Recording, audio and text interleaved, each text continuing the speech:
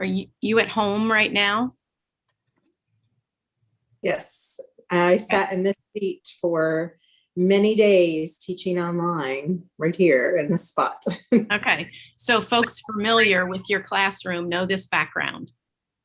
Yes, well, the recent ones, right? Okay. And Aaron, how about you? Are you at home or in an office? I'm in an office at Okay. a health clinic where I work. Okay. In the office there, yeah. Here so in hopefully Lexington. no one but burst in. I did put a sign on the door like, please don't just burst in. So hopefully we'll keep our fingers crossed. Yeah.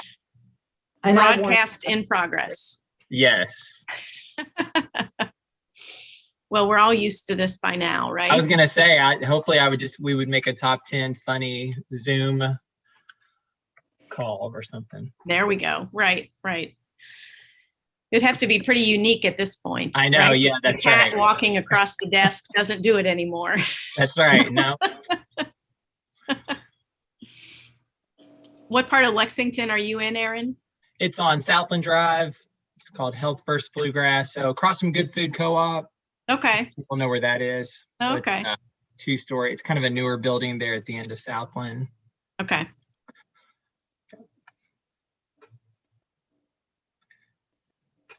We're a primary care clinic that went to an integrated healthcare model. So it's kind of neat. They've hired mental health therapists to be embedded within the physical health, the primary care clinics. So works out kind of nice as kids come in to see their pediatricians. If they are having some kind of behavioral health need, then the pediatrician can pull me right into the room immediately without having to make a referral or waiting a week or two. So it's pretty. Yeah, that's nice. Nice model. Mm-hmm.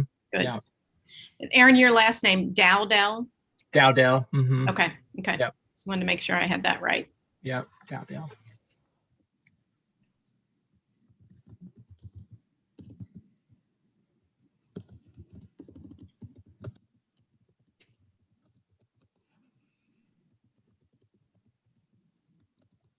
Janice and Steve, welcome. Thank you for joining us today.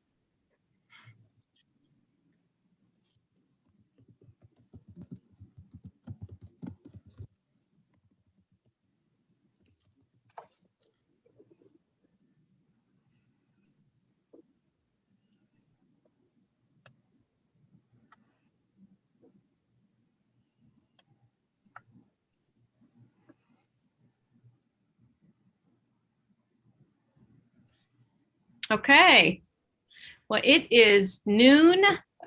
Hopefully a nice lunch break for many folks who are able to join us today for an important and timely conversation on our innovations in education for a big, bold future YouTube conversations. And today's topic is mental health and wellness. We know this has been an important topic as we went into the pandemic, have been coming through the pandemic, and hopefully are beginning to come out of it.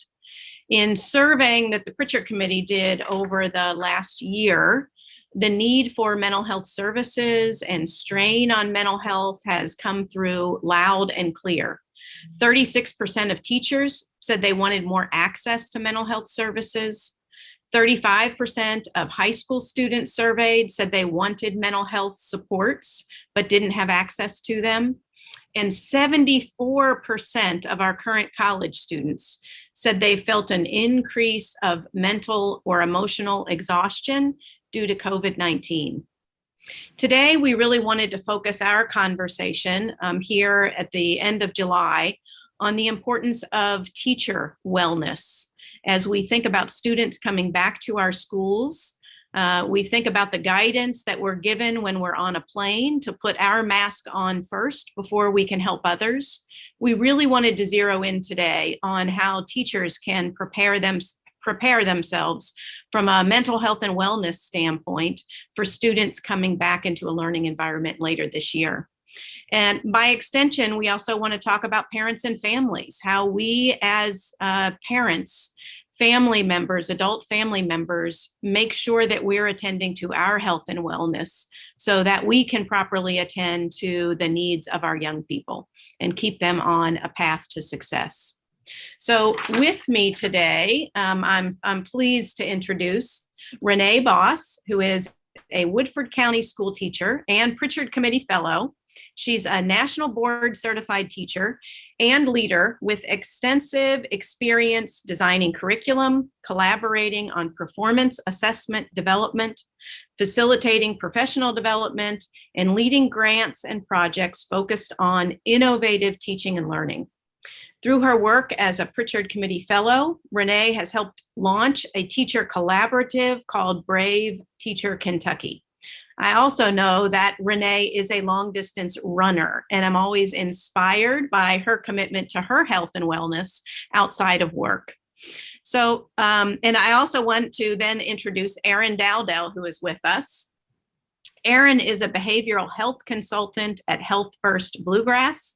He's a licensed marriage and family therapist with 20 years of experience working with a wide range of people and problem areas. But his passion is working with children and their families. He spent a majority of his career working in the community mental health system as both a direct provider and an administrator. This has allowed Aaron to provide services in a variety of systems, including our public school system. Aaron also happens to be married to an elementary school teacher in Woodford County, so he knows firsthand the challenges that our teachers have been dealing with over the last year and what they're thinking about as we begin going into the final weeks before the next school year. So Aaron, thank you for joining us. Thank you. So Renee, I want to start with you because you've launched a really interesting piece of work with a couple of colleagues over the last year or so, focused on teacher wellness. So share with us a little bit about kind of what led to that work, what it's looked like, and where you are with that work right now. Certainly. Thank you for having me. So, we listen to each other. That's what we do as teachers. And we began listening to one another as the teaching online, teaching halfway online, in person, at home. We just continued to listen to one another to think about what we needed. And so a collaborative group of people, and I wasn't even the initial starter of it. I just kind of latched on when I heard about it. Ashley Lamb Sinclair, the 2016 Kentucky Teacher of the Year, spearheaded it at first, but then she began working with us as Pritchard Fellows, and Natalie Croney and I, this became our work group project. And so we created a podcast series that focuses on different topics of interest to teachers. And in particular, we were thinking about the timeliness of everything happening right now. So topics for our podcast included parenting and educating in the time of the pandemic. It also included topics such as how do teachers deal with addiction? And we had another Teacher of the Year come on and share her story about overcoming those issues. We had an opportunity to interview Amy Marin, who is an internationally best-selling author of 13 Things Mentally Strong People Don't Do.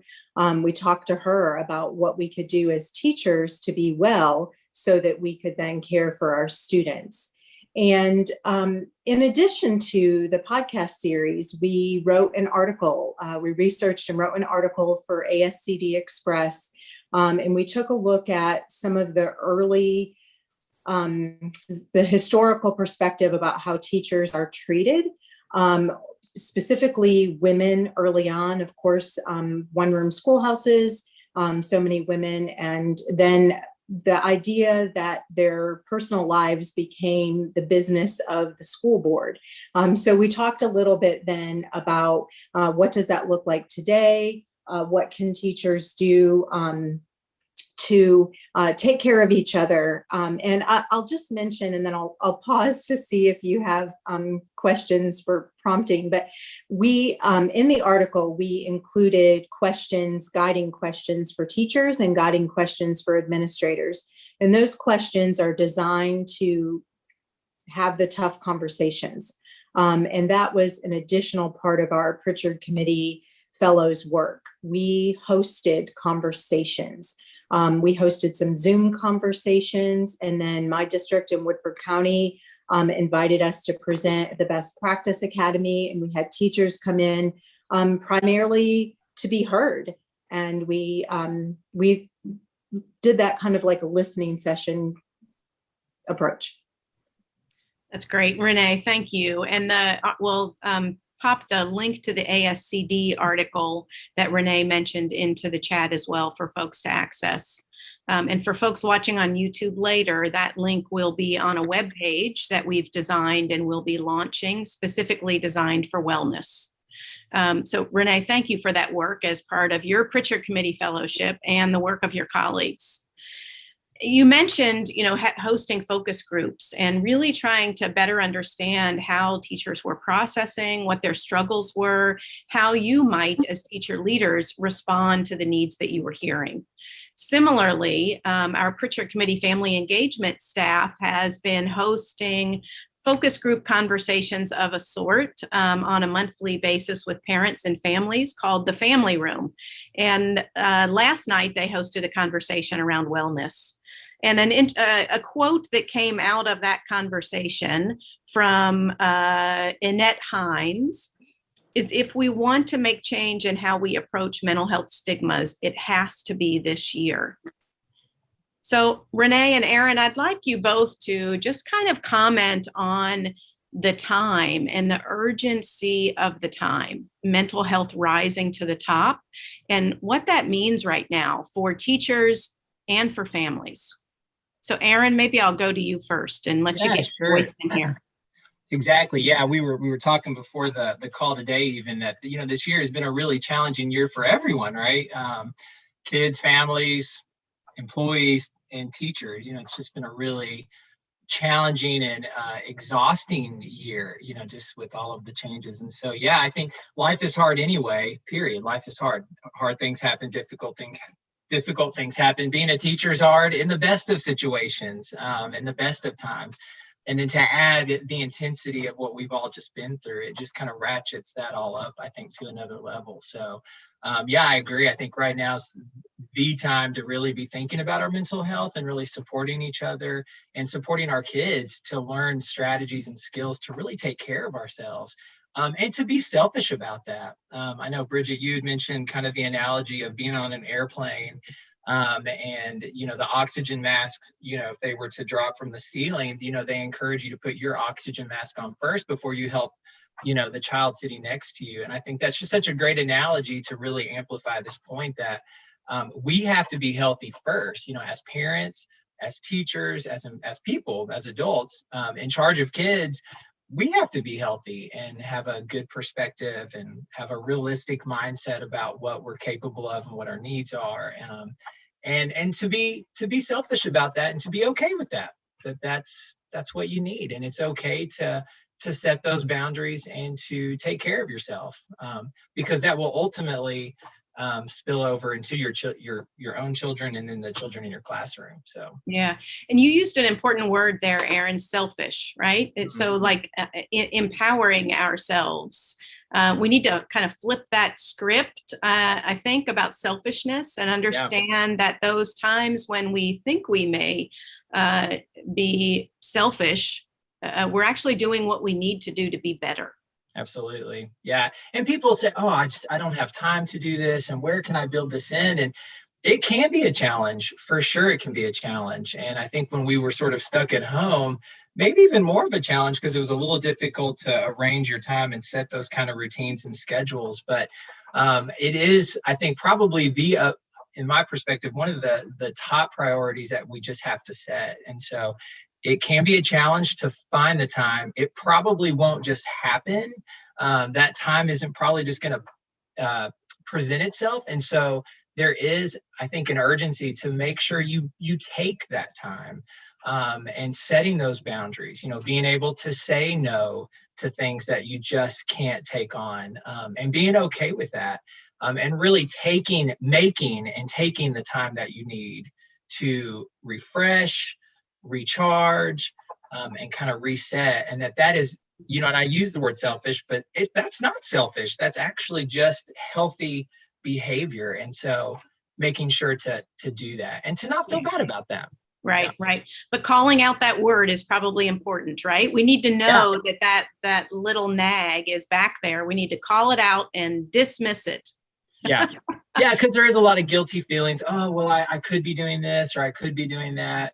But what we do know is if you allow yourself to just run out of fuel, you won't be doing any of those things. So here we go. Nothing's getting done and you're unhappy. So we want to stay refreshed for sure. Yeah. Renee, in the ASCD article, you all talk about normalizing conversations about educator well-being and mental health. So in this moment in time, is there an opportunity to normalize well-being and mental health? Absolutely. I mean, we have a chance now. I know a lot of policies changed last year. We weren't going to school sick. So when we were in person, it used to be like a badge of honor. I'm going to work coughing and like, I'm just going to struggle through because I'm like an amazing teacher, but that's actually not an amazing way to take care of yourself. And I think one of the pieces of life that we learned this year was about stepping back and understanding, hey, I am sick. I'm not coming to school, and not even with COVID. You just don't need to be going to school when you're sick or wearing that like a badge of honor. So as part of that, having conversations about it's normal to care for your physical health, but also normal to care for your mental health. So having one of the things we talk about in the article is having somebody in your school to talk with and knowing where that boundary is. Like, what can you share with someone in your school versus what do you need to take to a therapist? But being able to say, hey, I am seeking help because this is a really tough time, and it being okay to do that and understanding that this is just another way that you are taking care of yourself. And I know Aaron mentioned something about that self-care so we can care for others. And I think I saw I know for myself and some other colleagues, just really having those conversations about self-care as a way to model for our students, the things that we are doing for our physical and mental well-being, taking time back for whatever those tools are that we need to develop. So we have folks joining us here live, listening into our conversation live in our studio audience here. So please feel free to pop questions that you might have into the chat box. And if you're willing, I may even call on you and ask you to turn your camera on to ask those questions. So feel free to engage. Renee, back to you. As you've listened to the conversations over the last year through your podcast and among focus groups of teachers, give us kind of a top 5 or 10 list of the things maybe that teachers are wrestling with when it comes to their mental health and wellness, and solutions that are coming to the top. Sure. So some of the things that we noticed were this idea of whether or not teachers have a culture of belonging. So how do they feel like they fit in? Going along with that is a little bit of loneliness. But I know a lot of teachers said, we were lucky that we could choose if we wanted to work from home. Our district really respected us, but that did not happen in other places. So there were conversations about teachers feeling unsafe to report to work when COVID was really hitting high. So the idea of loneliness when teachers were at home or were in buildings that didn't have students or had very few adults even. Another thing, so loneliness, culture of belonging. And we talked a lot about with culture of belonging, trying to avoid that us versus them mentality. So thinking about how, we really were all in this together. And I know that became like the phrase that we said, but it really was true. So that culture of belonging, we talked about territorial politics. That's mine, that's my class, that's my room, that's my whatever, and kind of letting that go as a way to care for ourselves. We also talked about thinking about how we treat teachers like professionals.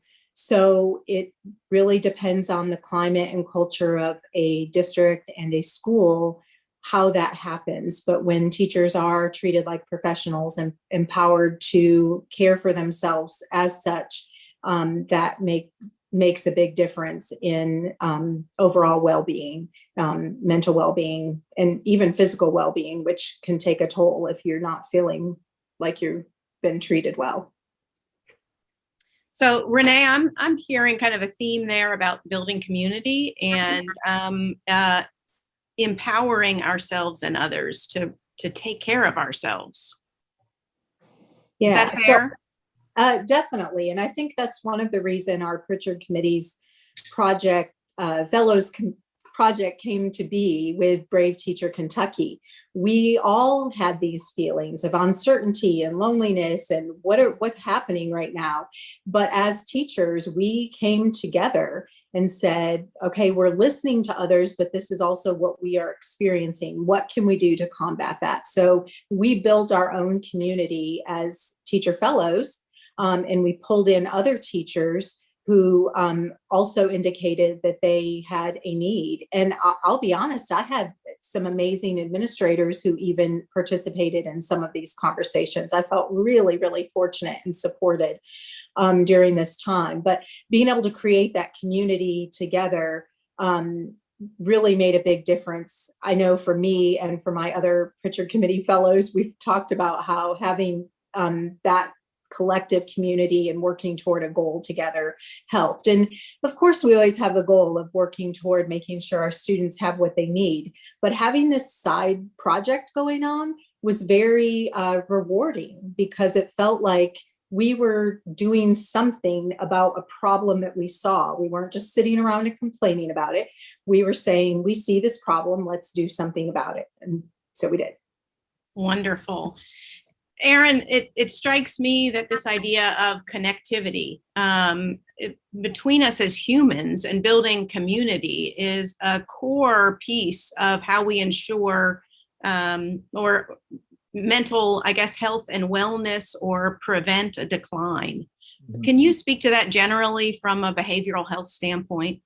Yeah, and I was thinking too, as Renee was sharing, just, the feelings that teachers have been, or the challenges that teachers have been going through with the loss of connectivity, or the loss of community, and the kind of feeling of loneliness, and sort of thinking about our families too, going through very, a very similar kind of experience and our students too, right? Having experienced that. And so as we prepare for this next school year, I think just really and kind of an uncertainty about the upcoming school year too. That's kind of been a new feeling the last couple of weeks of what is this actually going to look like? And there's some anxiety about, how this is going to play out. But for teachers and parents to really have empathy with one another as they kind of start this new year, understanding that we are all sort of coming from this. And so for parents to really try to take the perspective of the teachers of, man, what have they just been through this last year, and recognizing that there may have been some of this loneliness or disconnectivity, and teachers feeling, doing the same activity about parents and students of really thinking, what has this child been through this past year? What has this parent experienced? We know substance use disorders are up. We know overdose deaths are up, unfortunately. Joblessness, food insecurities. Some kids have really fallen behind academically this year. And so there have been some real challenges that our families have faced and continue to face. And so as teachers, sort of building that empathy, trying to take that perspective and understand where our families are coming from, but vice versa, for our families to really understand what our teachers have just gone through. And did quite well, actually, I might add. Yes, so, yes. I know, like you were saying, with my wife being a teacher, I saw firsthand her try to be a teacher, also a parent trying to help kids study and learn, and to do that every day. It was pretty taxing. So, Absolutely. And one of the things we heard early on was that the connection in virtual space between teachers, parents, and students was actually enhanced to some degree relative to pre-COVID. So any lessons learned there about how we connect with others? Yeah, I think I've heard that too. I do a little group with some daycare workers in town where we meet once a month just to sort of support one another. And they were sharing the same thing, that one of the real blessings that came out of this last year was the connection that they felt with their parents, and that was something they had not had in the past, but how that really just changed the whole dynamic, especially for some of the kids that they work with who do have some challenging behaviors. The parents had a kind of a fresh perspective of what their kid was struggling with, and what their child was going through, and kind of seeing behavior in a new light, just having spent all of that time every day, all day, with their student, and then being able to work, with the teacher, just, on a more consistent basis, that there was some really fruitful things that came from that. And so relationship building and connection, and being able to really talk about what their child needed and what was working and what wasn't working. And so I did hear lots of stories about that as well. So that Yeah, sense that we're really in this together, right? Yeah. Parent and teacher, we're really in this together with a common goal. Mhm. For one student, for a classroom of students, for a school, for a district. Renee, what do you want administrators to do, or how do you want administrators to respond to this need and support teachers in maintaining their own mental health and wellness? Sure. I think we definitely addressed that in the article, and some of the things that we mentioned there are related to asking teachers about how they are beyond the classroom, like how they're doing, if they have, if even coming by to say, like, if a teacher likes to go for walks or runs, asking about how that's going. We also talked about making it okay to use sick days for mental health visits or care, and normalizing that a little bit more and not making it off the table as an option. We also talked about just ways of supporting teachers according to the way they need to be supported. So that is, I think about doing that with 150 students every year myself, but I imagine that's really hard for administrators having 80, 100 or more, depending on the size of the school, faculty members. But if you can get to know what individual faculty members need for being supported, that I know that varies. So an example we gave in the article was about a school we heard about that made a relaxation room, and they decided to offer snacks and a couch and yoga sessions. Well, that's great for some people. Some people feel like, I'm really supported because I have this yoga room or relaxation room. Others feel like I'm not supported because they may offer that, but they're not asking me any of my opinion about the decisions that are being made. Everything's coming top down and I don't feel safe. And so getting to know teachers as individual people and understanding that they have different needs for feeling supported, I think is really important in making progress on teachers feeling understood for their mental well-being. And I've never wanted to be a principal, so I imagine it's a very difficult job. But, we did try to lay out the ideas that we had as guiding questions, just things to think about based on some research and conversations with other teachers. I think about the territorial piece that you mentioned, really coming out of that territory of the classroom, and how that mind shift might help with a sense of community. Even though teaching is very individual, it can be a very lonely place.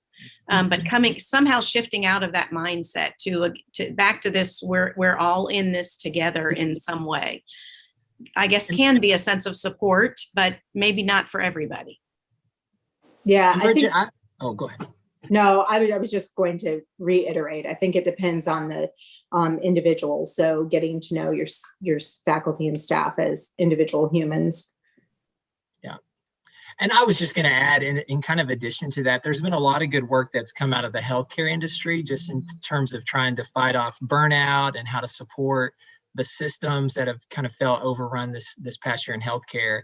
And some fun things came out of Duke University. They did some research, and they suggest doing like a gratitude wall. So really building on this theme of gratitude and kind of positive thinking.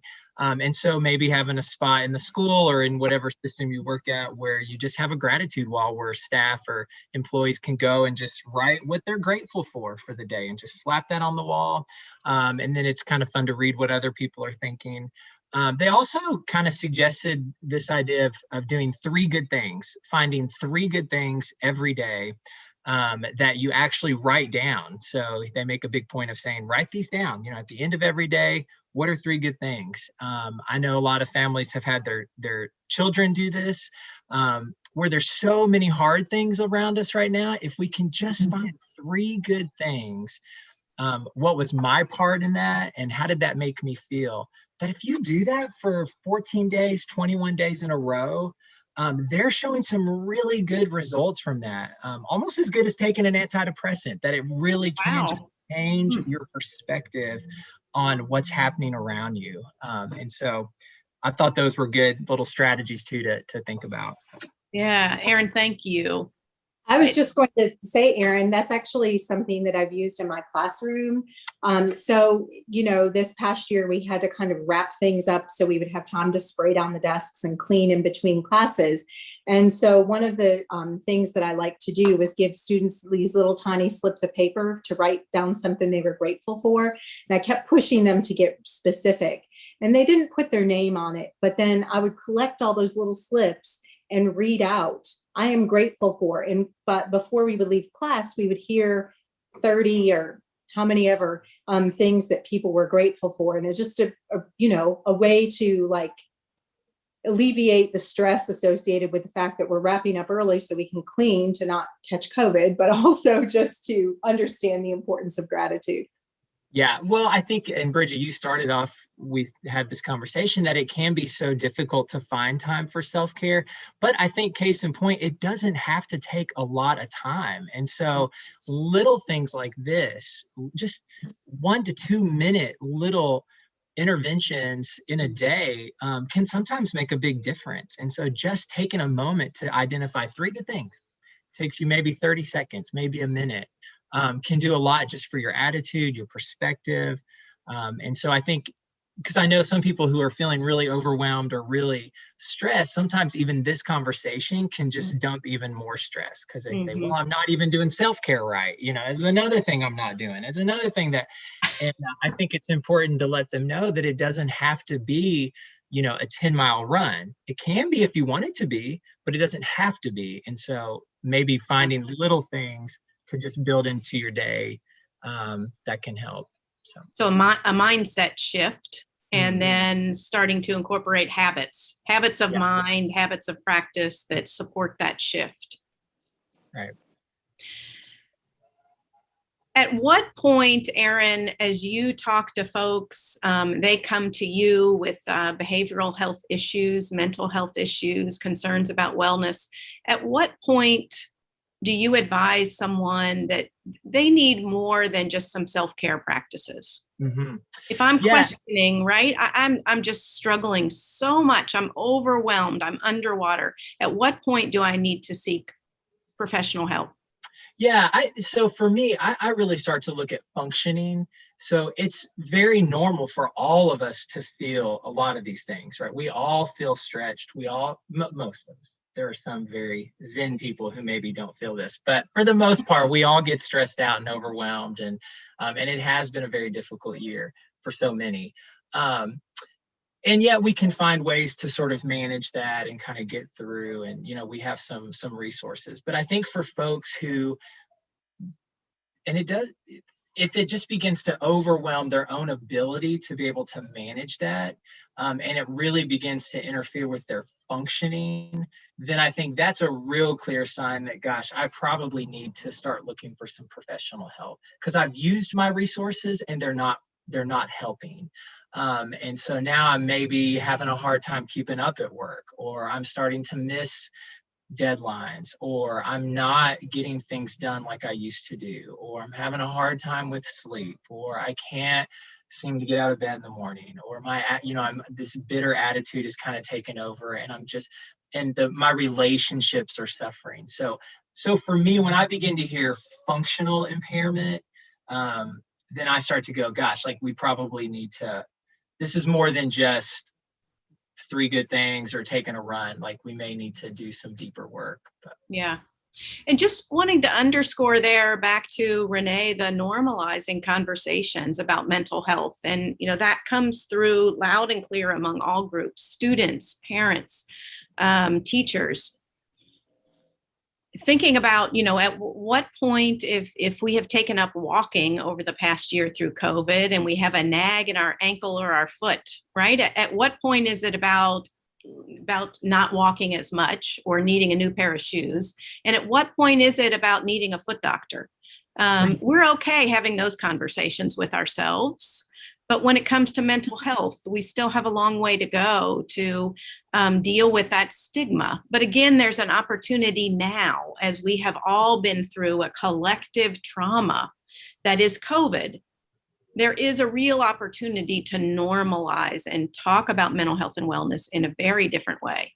Are you hearing that from teachers, Renee? An embrace of, of the topic.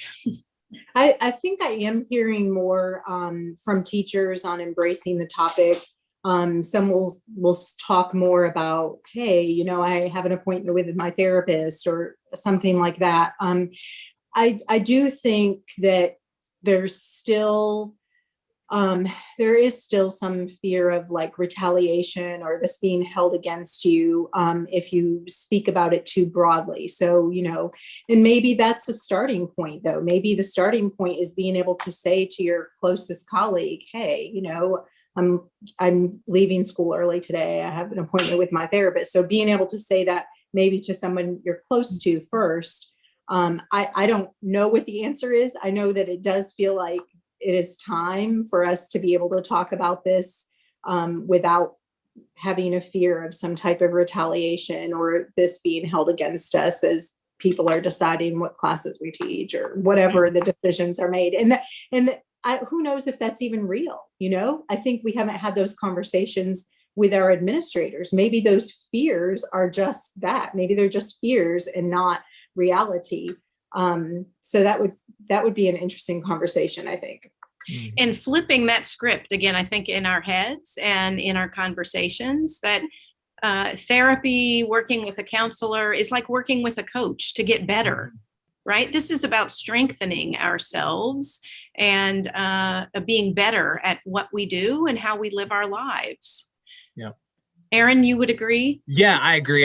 We exist in a culture that really reinforces this idea of just, this stick-to-itiveness and I can do this and I really rugged individualism. Our country's built on that. So those are just really deep-seated sort of beliefs. And I think for whatever reason, there was this idea that if I have to see a therapist, then somehow I'm failing. I'm not able to do this. If I have diabetes, I'm going to go to an endocrinologist. That's not a fault of mine. If my car is making noises, it's okay that I'm not a mechanic. I will take it to the person who can help me with the car, or the foot doctor, like you said. So I'm hopeful. I think that hopefully, like you said, we've collectively all gone through this. And so I'm hopeful that there's more like these conversations are happening, that people are feeling more comfortable to just be honest about what they're going through and feeling the freedom to say, I just need to reach out and get some coaching, or I need to get some support, or I need to learn some new strategies. And that is not an indication that I am somehow weak or that I haven't figured this out or that something's wrong with me. It just means you're just going to get some support and strategies. That's what it means. Yeah. And it doesn't mean anything else. So Going to chat with my coach for a little while, yeah, right? yeah. I mean, I think what you just said, Erin, reminds me of how we might talk with our students. If we would talk to ourselves with the same self-care and compassion we have when we're talking to our students, then we would be doing so much better. Oh, yeah, 100%. I tell a lot of my clients and patients that, they'll tell me how they're thinking about things or talking to themselves. I say, would you ever say, so if a friend came to you and gave you that story that you just gave me, and that's what your friend said, what would be your response? Oh, you're so weak. How could you not just pull this together? Like you don't have what it takes. Like, no, we wouldn't say that at all to a friend or a student or a college. And so really being kind to ourselves, and being a good friend to ourselves, and being realistic about what our needs are and how we're feeling and how things are going, and then making the time to really take care of ourselves and to check in with that, and that is okay and really needed to be healthy and happy and effective. So yeah, I agree. Another thing you said, Renee, that I think so important in this conversation is going from just talking about the problem, even sometimes complaining, to solutions. And that shift in and of itself is healthy and supportive. So I think about for any of us going through a process, whether it's learning a new skill, taking on a physical activity, something in the academic field, and in our workplaces, it's not about letting up on accountability for ourselves and our performance and our service to others. It is about figuring out how we better support ourselves in that space. So solutions are so important. Renee, can you speak to that, the importance of that shift to how do I fix it? What's the solution? And how does that play for teachers? How does that play for teachers as we move into the space of supporting students again? Yeah, I mean, I think the solutions in some ways are independent on, what works for you, but developing those habits of mind, making it okay to, so one thing is developing the habits of mind, the gratitude list or meditation time, something that helps take care of yourself, thereby prioritizing your well-being. So, when I started running, I remember people saying, I don't know how you have time to do that. But before I was running, I was reading a book a week, and people would say, I don't know how you have time to do that. And I'm not saying this to like pat myself on the back, but really, and I think Erin kind of spoke to this a little bit too, like we all, we have to prioritize. So I would say another solution is prioritizing our well-being. Developing the habits of mind, prioritizing our well-being, finding a community. I think all of those are solutions to the lack of connectedness or the isolation that we might feel that can take us down. Those would be three that I think we found and wrote about in our article. Erin, from a behavioral health standpoint, thoughts on and the importance of solutions. Yeah, and it actually made me think about your earlier question too. When do people recognize that they might need some extra help? And I think if you begin to get to a place where you can't see solutions, or you can't seem to get engaged with the solutions, or you've lost some creativity and thinking about how to solve some things, I think that could be another indicator that, gosh, like I may need to get some support with this, because I'm not finding, I don't have the energy or the creativity or the flexibility to really implement some of these things or to be a part of that. So, but I think it can be very, I think it can be very healing to be a part of that kind of process. And so I think somebody put in the chat about, working with teachers and not just saying things to them about what's going to support, but getting people to be a part of the process, defining for themselves what's going to be helpful and work, there's as much healing that comes from that, I think, than actually even doing the work itself. So because you're actually able to when you're in a situation like we are, where there's a lot that's out of our control and a lot of things are happening that we can't seem to manage, to be able to do some things that we do have control over and that we can make some decisions can be very empowering and help build our resiliency. And so helping our kids, our teenagers, to think about stuff like that. So yeah, there's a lot that you don't like about the way we have to do school right now, but what are some things we could do? What are some ideas that you have, and helping engage them in the process too, I think can be very resilience building and just, healthy kind of way of thinking. Yeah. Aaron, you used a word there that I want to underscore that I think is so important in our remaining minutes here, and that is healing. So we have been through a collective trauma together, and we've probably all had individual traumas along the way. Healing from those, deeply healing from those traumas is critically important for our forward motion. So really thinking about mental health and wellness as deep healing, not just a Band-Aid approach to keep us going. Mm-hmm. Yeah, no, I agree 100%. Yes. And I think it starts with the simple things like self-care. And so it may seem like a Band-Aid and feel like a Band-Aid, but I think that is the starting place, right? And so recognizing what you've been through, being able to name it, not feel ashamed by that, but just saying, this is how I'm feeling. This is what's been happening. These are the losses I've had, and getting the help you need. And it takes time. The thing we want to do is we typically want to avoid it. That's the more comfortable approach because it's hard, it's uncomfortable. These are hard feelings maybe. And so our temptation is to just avoid. And what we want to do in a supportive kind of structured way, maybe that is with a professional, maybe not, but is to really begin to confront some of those losses and some of the hard things, and learn the strategies to be able to manage that and deal with that, so that we can sort of move forward. Okay, so my last question of you all, as we wrap up our conversation, and first I just want to thank you both so much for taking time to do this, and Renee, thank you for your leadership in the teacher leader space around this topic. It feels healing in a way just to even have this conversation about the importance of teacher wellness before we go back to school. So thank you for that vision and that leadership.